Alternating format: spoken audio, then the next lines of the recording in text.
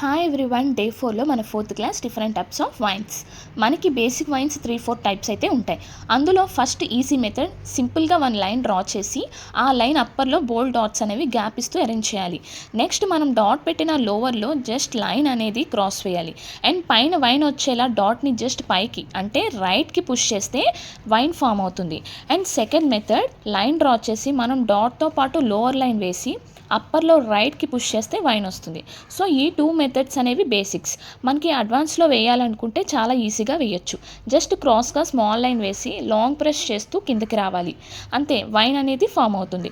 And ఇందులో curved wines కూడా అంతే, క్రాస్గా కర్వర్డ్ లైన్ వేసుకొని వైన్స్ అనేవి అరేంజ్ చేయడం. అండ్ వైన్స్ అనేవి మనం లోవర్లో వేయడం నేర్చుకుంటే అప్పర్లో ఈజీగా వేయొచ్చు.